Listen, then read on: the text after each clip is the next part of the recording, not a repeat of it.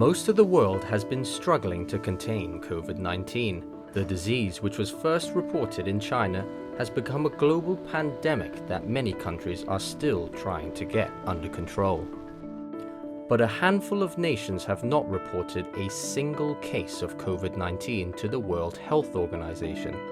Most are in southern and central areas of the Pacific Ocean. The small island countries of Palau, Federated States of Micronesia, Marshall Islands, Nauru, the Solomon Islands, Vanuatu, Tuvalu, Kira-bas, Samoa, Niue, Tonga, and the Cook Islands are all technically COVID-19 free. Health experts say these 12 countries escaped the pandemic because of a combination of remoteness, small numbers of people. Their combined population adds up to just under 1.6 million, and because they closed borders when the coronavirus that causes COVID-19 began to spread widely. But just because they haven't reported any coronavirus cases does not mean these nations have entirely dodged the effects of the pandemic. Tourism plays a major role in the economies of most of these countries. And as in many places around the world, a lack of visitors has left hotels and restaurants struggling. 我们的生意都是没有的，都是 zero。对，但那从3月到现在，一个生意都没有。Palau is one of the island nations feeling the economic pain of COVID-19. Streets that are normally bustling with visitors from abroad have been all but empty for months. 我原本大概有20个员工，那我只裁了2个，那这2个是当地帛琉人的警卫，那剩下的呢，我们就尽量的帮他找事做。比如说，帮酒店做保养啊、清洁啊，甚至一些小装修。With no guests, hotels in this country have also had to make serious cuts. No one in our hotel is making their full salary.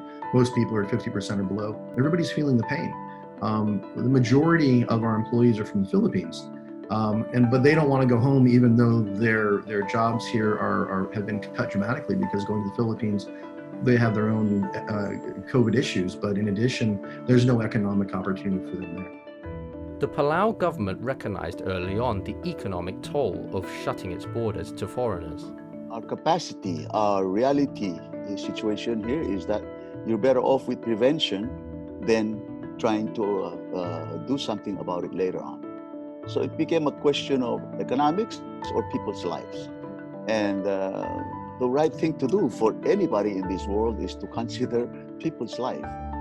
The government has provided generous subsidies of up to $10,000 for local people and a few $100s for foreign workers affected by the halt in tourism. Not all Pacific countries rely on tourism as a main driver for their economies. Countries like Marshall Islands and Federated States of Micronesia rely on fishing, farming, and financial aid from the US. But with limited healthcare facilities and population spread across many islands, the nation's priority has been keeping COVID-19 away from their shores and educating citizens about thorough hand washing, social distancing, and other precautionary measures. In addition to these tiny island nations, there are 2 other countries that haven't reported a single case of COVID-19 to the WHO: North Korea and Turkmenistan. North Korea closed its borders in January, and its leader Kim Jong-un has repeatedly said the disease is a potential threat. He even put the town of Kaesong, which borders South Korea, under lockdown in July. But many observers are skeptical about the country's official statistics. They say North Korea's weak healthcare system may not be able to confirm coronavirus infections, or that the ruling party may simply not be very transparent about whether there are any cases.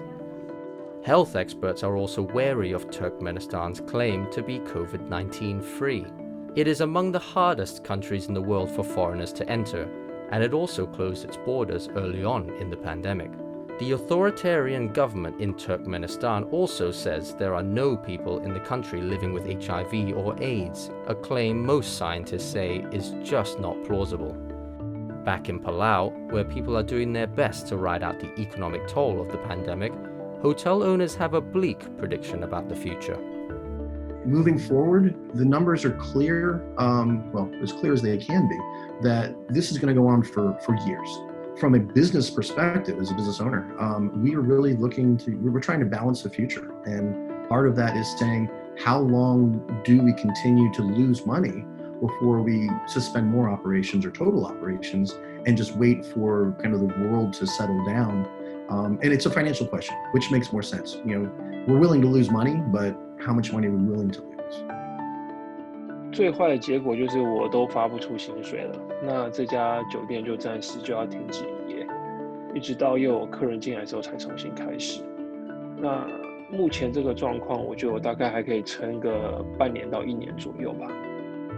So while border control, good hygiene, and social distancing seem to have effectively kept the disease away from these places, there is no defense against the economic devastation caused by this global pandemic.